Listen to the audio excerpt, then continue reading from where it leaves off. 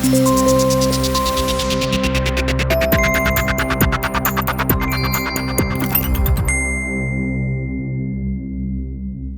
character in American author Richard Powers' recent novel, The Overstory, says, "Best time to plant a tree, 20 years ago.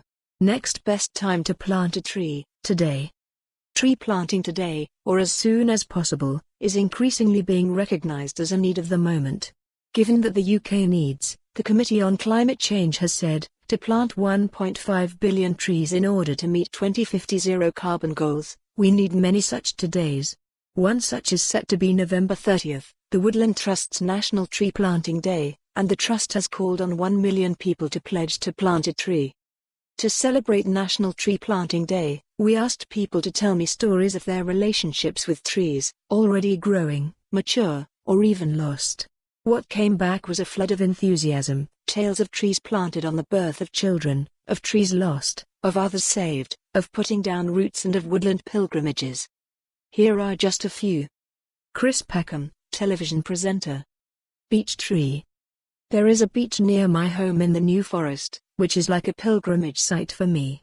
I have cleared the ground underneath it of all the branches and twigs that have fallen. It's become like a shrine. That is my favorite organism on earth. It's magnificent, aesthetically, and in terms of its shape and size. It is just commanding. I know the woods that I walk in intimately, and I've probably walked under every tree in the 320 acres of woodland, and that is the best tree in the woods. It's like I've got my own private cathedral. It's just a singularly magnificent organism. I just go and sit there and think about things. Sometimes I go there just to make sure it's okay, move any branches that have fallen down, any twigs that have got in the way. I touch the tree. I often wonder when will be the last time I see that tree. It has very, very definitely become part of my life. It's part of my shared space at this point in history, and, of course, what I like about it is that I'm just a tiny bit of its history. I'm just like a gnat, flying by. That tree that has lived all of those years, is 550 to 650 years old, when you think of all the things that have happened beneath it, all the kisses, all the conversations that must have taken place. When I stand alongside that tree, it really crushes any ego and any false perspectives and puts you in your place.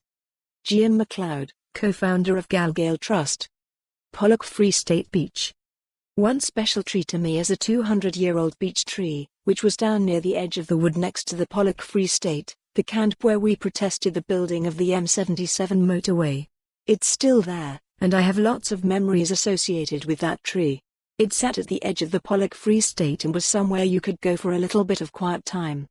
I remember one time Colin, GM's husband, who died in. For more on this story, visit the news article link.